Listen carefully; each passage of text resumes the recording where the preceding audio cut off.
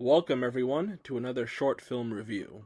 Today we will be going over Less Than Human, which will be going into some interesting topics that I didn't really think about until I saw this story.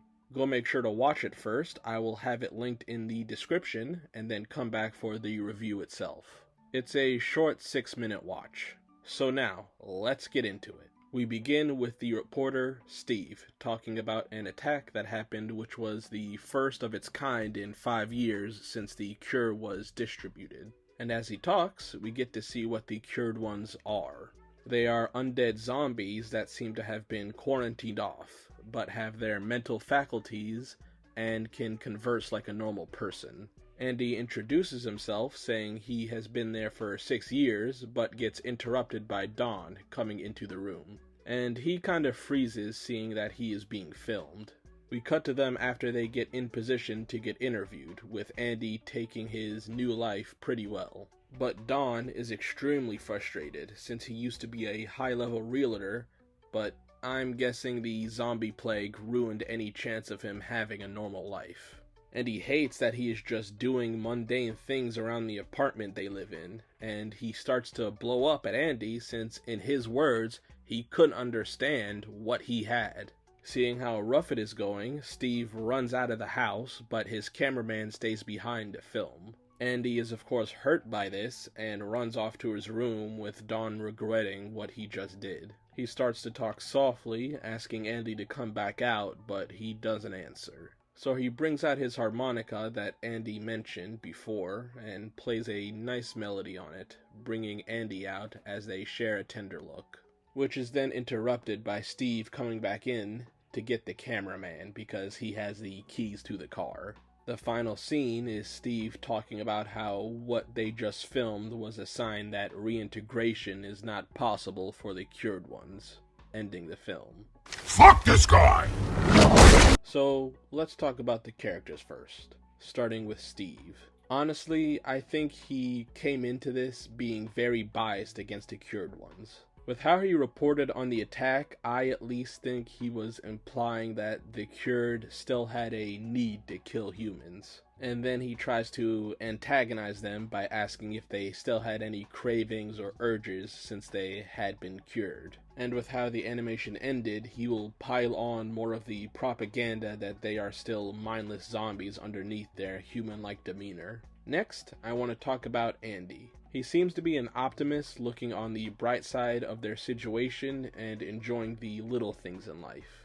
He seemed to be happy and excited to see humans at the apartment, and it kind of saddens me that he calls them human, subtly telling us that him and probably the rest of the cured that live there don't consider themselves human anymore. And then the star of the animation for me is Dawn. He is what I think most people would be in this situation. He is fed up with being cooped up in this apartment for 5 to 6 years. He feels like he was cheated out of a good life because of the zombie plague that happened. And on top of everything, he has no legs and has to roll around on an office chair, while the people on the outside don't even see him as a person anymore. I'd be pretty pissed in this kind of situation as well, to be honest, and I'm not a very angry person.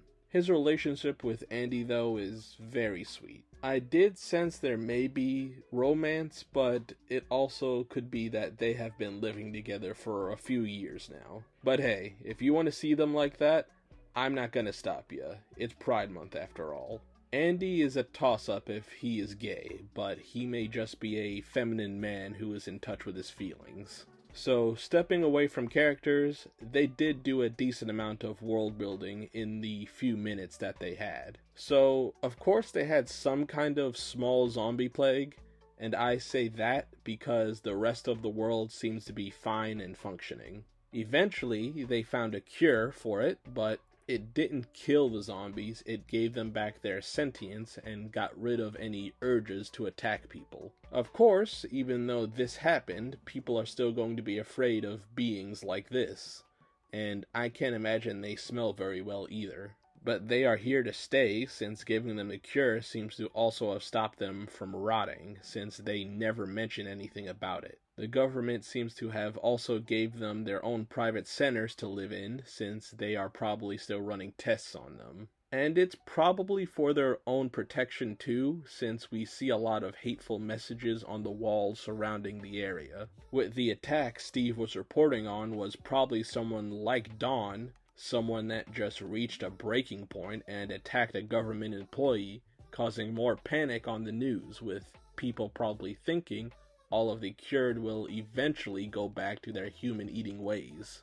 But even with all that, we got a sweet little story with Andy and Dawn, with this animation sticking out in my head for probably 7 or 8 years now, because I think I saw it within a year of it coming out. So this was a nice little movie review, and I am glad I can check it off my list now. If you guys want, you can go check out my other animation short reviews, or you can check out my other content as well, if you are interested. With all that done, make sure to like the video if you did, and subscribe to see more of my content. I will see you guys later. Bye guys.